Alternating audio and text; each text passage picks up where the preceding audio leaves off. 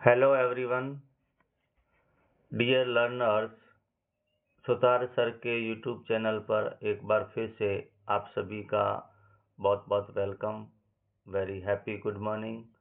जैसा कि आपको पता है, कल हमने नाउन्स के बारे में थोड़ा डिस्कस किया था, पर्सनल प्रोनाउन की टेबल को एक्सप्लेन किया था।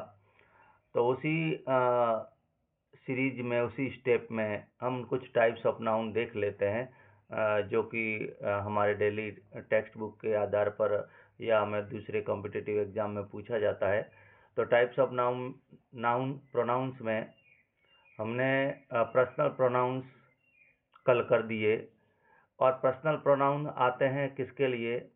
जो हमारे कॉमन नाउन्स है, जैसे I, we, you, he, she, it, they, him, her, them, सारे के सारे पर्सनल प्रोनाउन कहलाते हैं।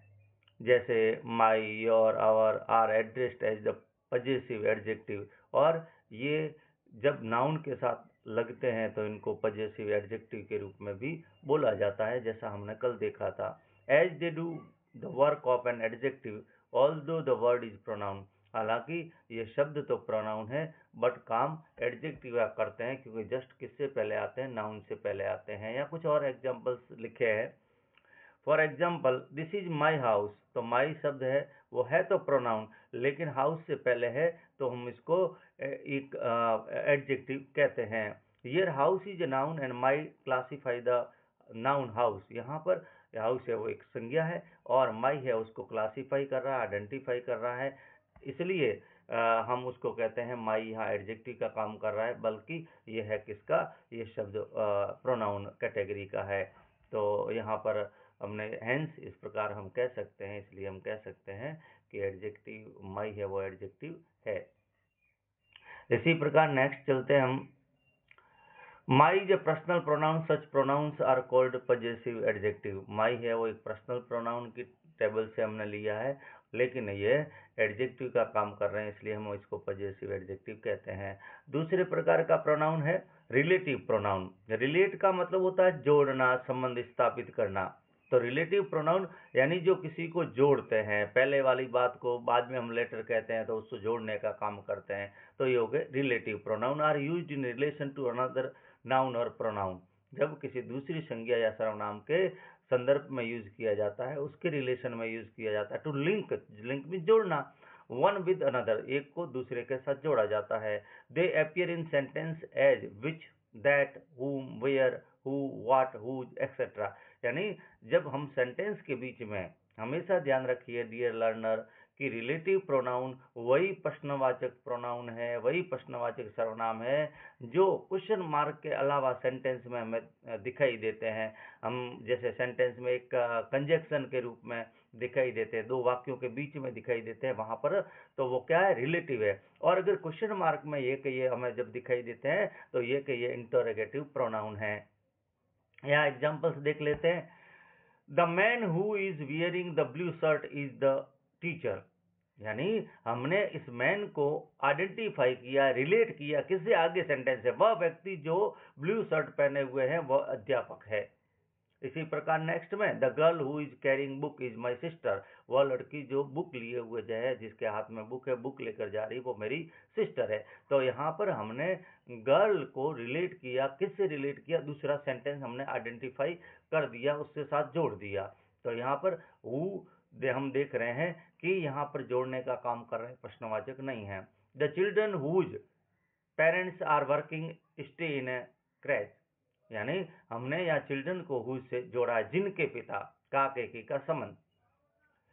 The next village start from where this road ends. अगला गांव वहीं शुरू होता है जहां ये सड़क समाप्त होती है। तो स्थान को जोड़ने के लिए हमने वेयर का इस्तेमाल किया है। तो वेयर है वो एक रिलेटिव प्रोनाउन है। नेक्स्ट और देख देते हैं। This word act as a linking word connecting a noun to another noun, phrase और प्रोनाउन। किसी फ्रेज को, प्रोनाउन को, नाउन को जोड़ते हैं, तो ये हमारे किस प्रकार के प्रोनाउन हो गए? हमारे रिलेटिव प्रोनाउन हो गए। प्रोनाउन नंबर थर्ड टाइप है हमारे पास में पजेसिव प्रोनाउन और प्रोनाउन इंडिकेटिंग द पोजीशन और ओविंग, जो हमारे स्वामित्व को, हक को बताते हैं, like ours, yours, mine, his, its, theirs, यानी ये पजेसिव प्रोनाउन कहलाते हैं। हमने टेबल में भी इनको कल डिस्कस किया था कि इनका यही फर्क है, ये विदाउट नाउन आते हैं। जैसे यहाँ एग्जाम्पल है, हम अच्छी तरह से समझ सकते हैं, दीज पप्पीज आर माइन। तो यहाँ पर पपीज के का प्रोनाउन है माइन, तो माइन यहाँ पर हम देख रहे हैं कि यहाँ इसके नाउन के बाद, यानी प्रोनाउन के बाद में नाउन नहीं है। और अगर इसी सेंटेंस को मैं दूसरे रूप में कहना होता तो हम कैसे कहते हैं, यानी अगर हम पजेसिव एडजेक्टिव का इस्तेमाल करते तो हम क्या कहते हैं, these are my puppies, these are my puppies. तो हमने जब इसको प्रोनाउन में इस्तेमाल किया तो पपीज पहले लिख दिया, लास्ट में माइन। नेक्स्ट सेंटेंस में हम देख पा रहे हैं, इट इज देयर गार्डन, तो इट इज देयर गार्डन, ये क्या है, गार्डन से पहले है, तो ये क्या है, ये गार्डन से पहले है, तो यहाँ पजेसिव एडजेक्टिव है। तो हम ये कह सकते हैं, this garden belongs to theirs. तो यहाँ पर क्या होगा, तो वो प्रोनाउन हो जाएगा कौन सा, पजेसिव। चौथा प्रकार देख लेते हैं प्रोनाउन का, रिफ्लेक्सिव। रिफ्लेक्स शब्द का अर्थ हमने कल भी डिस्कस किया था। रिफ्लेक्स का अर्थ होता है वापस, बैक रिफ्लेक्ट करना, वापस रिफ्लेक्ट करना। किसको रिफ्लेक्ट करना, डूअर को, किसी कार्य को करने वाले को। जब हम रिफ्लेक्ट करते हैं, वापस जाते हैं या उसको हाईलाइट करते हैं, तब हम क्या कहते हैं, रिफ्लेक्सिव प्रोनाउन। ठीक है ना।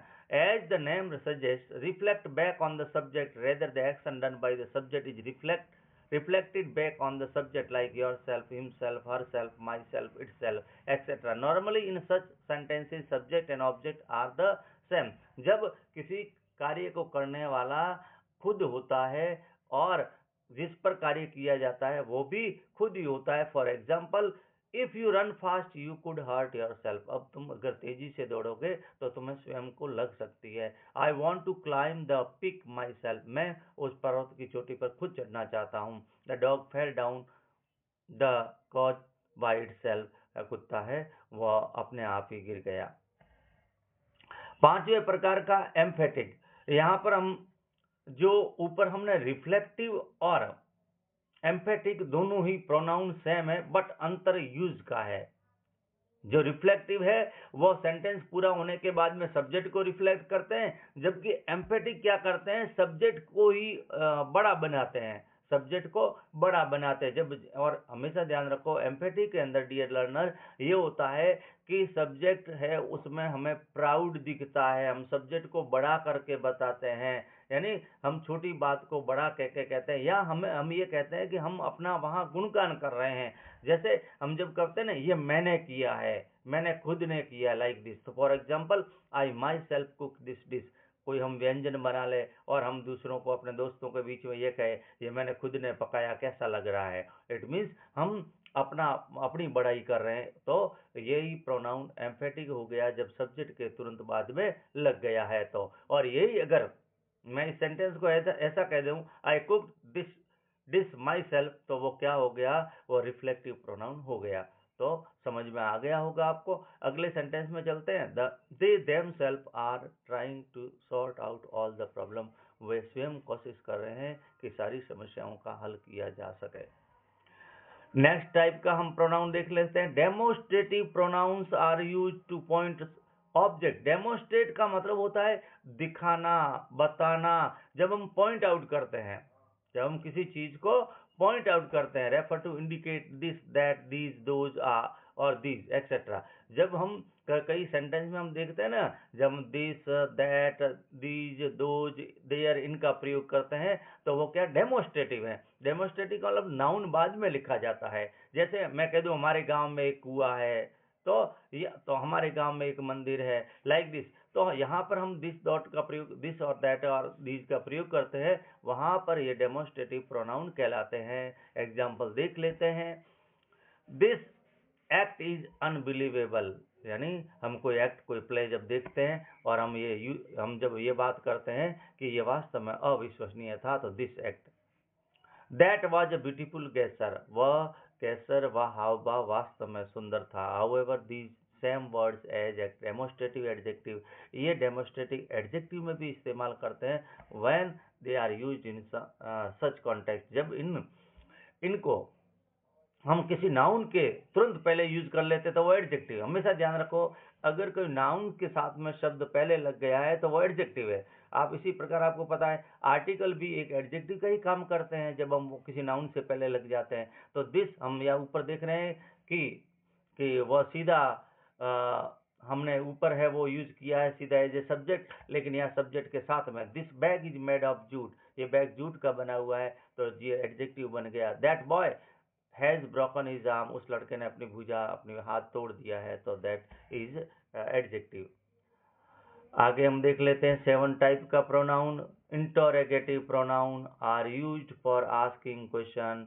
जैसा रिलेटिव प्रोनाउन थे वही के वही प्रोनाउन यदि प्रश्नवाचक सेंटेंस में इस्तेमाल किए जाते हैं तो वो क्या कहलाते हैं, वह इंटरोगेटिव प्रोनाउन कहलाते हैं, प्रश्नवाचक सर्वनाम कहलाते हैं। For example, who is your brother, यहाँ हु शब्द है वो इंटरोगेटिव प्रोनाउन है। नेक्स्ट में वेयर आर यू गोइंग, तो यहाँ पर वेयर शब्द है वो भी प्रश्नवाचक में इस्तेमाल किया है क्वेश्चन पूछने के लिए। विच इज द शॉर्टेस्ट वे, सबसे नजदीकी रास्ता कौन सा है, तो हम विच है वो रास्ते के बारे में पूछ रहे हैं, प्रश्नवाचक है तो वो क्या हो गया, वो प्रोनाउन हो गया। 8वां प्रकार का प्रोनाउन देख लेते हैं।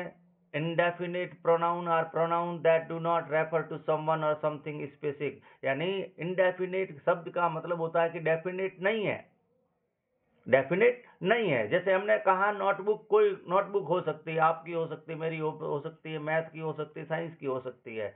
इंडेफिनेट का मतलब फॉर ऑल, कोई भी शब्द जब सबके लिए यूज किए जा सकते हैं या आइडेंटिफाई नहीं करते हैं तो वो इनडेफिनेट कहलाते हैं। इसमें कौन कौन से, for example, none of the flower are pink in colour, यानी इस पूरे गार्डन में कोई भी फूल नहीं है जो पिंक गार्डन, तो हमने क्या किसी फूल को पॉइंट आउट नहीं किया है। पॉइंट आउट कौन करते हैं, पॉइंट आउट तो डेमोस्ट्रेटिव करते हैं, जो हमने ऊपर डेमोस्ट्रेटिव पढ़ा है ना, वो पॉइंट आउट करते हैं, डेमोस्ट्रेटिव होते हैं, वो पॉइंट आउट करते हैं कि ये देखो दिस फ्लावर इज ब्यूटीफुल, या that man is very cunning, that man is very wise. तो वहां पर हम दिस डॉट देयर का प्रयोग जब करते हैं तो उस समय हम डेमोस्ट्रेटिव यूज करते हैं, जो आइडेंटिफाई करते हैं। उसका उल्टा कौन है, इंडेफिनेट है। इंडेफिनेट ये कहता है कोई भी हो सकता है। One must use one's prudence to tackle the tricky situation, हमें ऐसी स्थितियों में हर किसी को कॉन्साइंस, अपने विवेक का इस्तेमाल करना चाहिए। फ्यू एस्केप्ड अनहर्ट, यानी फ्यू शब्द है वह बहुत कम लोगों के लिए यूज किया जाता है, जहाँ संख्या में कम से कम दिखाई दे, न के बराबर। तो हमने किसी का नाम नहीं लिया कि बिना नुकसान पहुंचाए, बिना चोट लगे बहुत बहुत कम लोग बच गए, तो हमने कहा नहीं, हमने संख्या नहीं दी कि 5 बच गए, 10 बच गए, हमने किसी को आइडेंटिफाई नहीं किया। He is loved by all, all सबके लिए है, यानी उसको हर कोई स्नेह करता है। Someone rust past just now, यहाँ से कोई गुजरा है। हम कहते हैं someone is knocking at the door, या हम कभी कभी कहते हैं एनीबडी कैन डू दिस, कोई भी इसको कर सकता है। तो ये सारे के सारे क्या कहलाते हैं, इनडेफिनेट होते हैं। Somebody, anybody, none, some, like this. These underline words do not indicate anybody in particular, ये किसी पर्टिकुलर को आइडेंटिफाई नहीं करते हैं, बल्कि सबके लिए यूज किए जाते हैं। They address the thing in general term, वो एक सामान्य रूप में सबको संबोधित करते हैं। दीज आर इनडेफिनिट प्रोनाउन, ये इनडेफिनिट प्रोनाउन है। डियर लर्नर, मैं अपेक्षा करता हूं कि आपको ये नाउन्स के टाइप बिल्कुल सरल तरीके में, बिल्कुल सेंटेंस में हाईलाइट करके बताए गए हैं। आप एक बार इसको सुने आराम से, और अगर कोई है कोई इश्यू है, कोई प्रॉब्लम है, तो आप मुझे कमेंट करके बताएं, जो मुझे हेल्प करेंगे कि आप लोगों की समस्याओं को मैं सरल कर सकूं, और मुझे भी मोटिवेशन मिलेगा। Very very many thanks to all learners और dear students. Thank you, have a nice day.